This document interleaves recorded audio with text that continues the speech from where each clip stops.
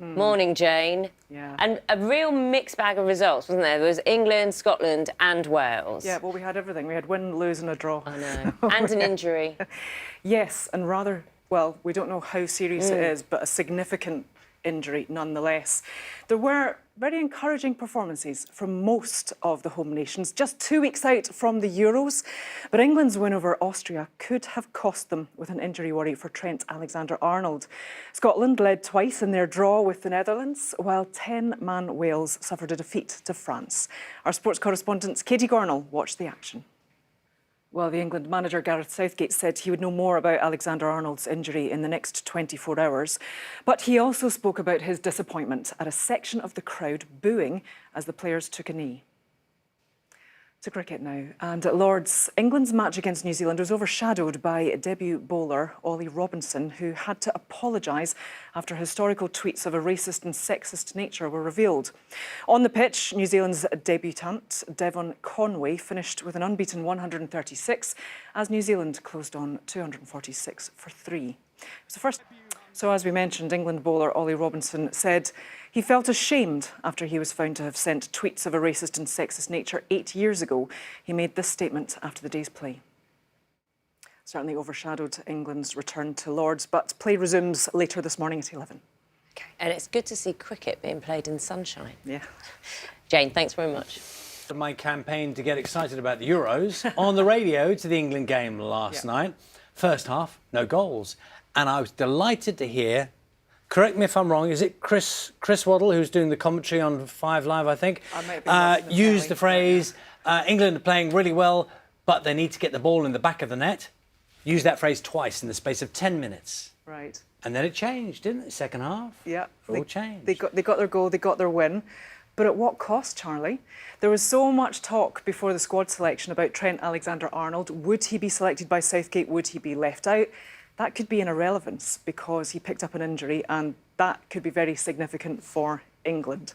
But as you said, the very encouraging performances, not just from England, but from Scotland as well. Just 2 weeks out from the Euros, Bukayo Saka scored a debut goal for England in their win. Scotland led twice in their draw with the Netherlands, but 10-man Wales suffered a defeat to France. Our sports correspondent Katie Gornall watched all the action.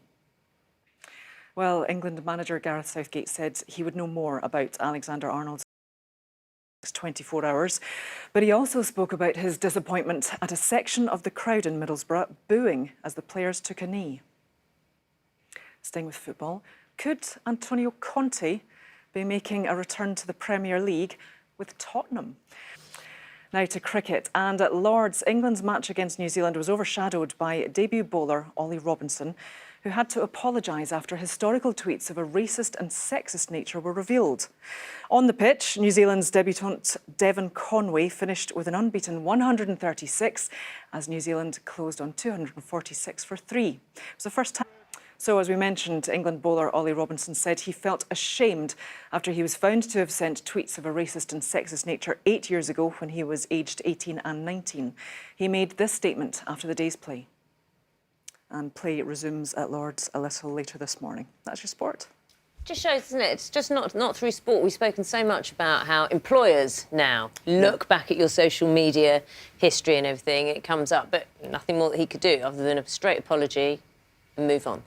Yeah, I think everyone's very aware, aren't they, of what they post, no matter, what capacity they're in. It doesn't matter, like you say, whether it's sport or just in any industry. Absolutely. Jane, thanks so much.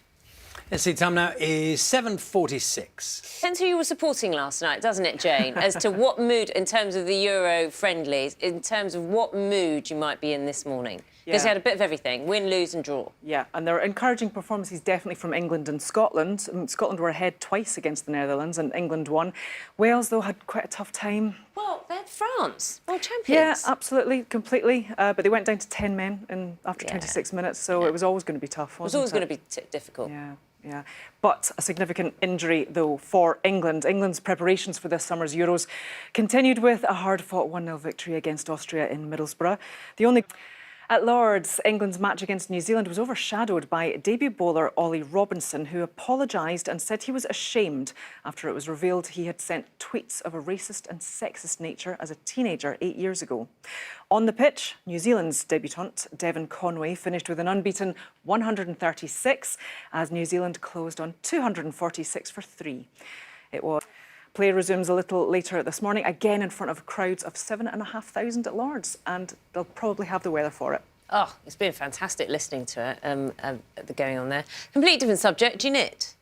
Do you crochet? No, absolutely not. Why do you make that face? Because why would I when I can buy them from the shops if I want a jumper? Do you ever bake a cake? Bake a cake? Yeah. No. Again, there are shops for these things. Do you cook food?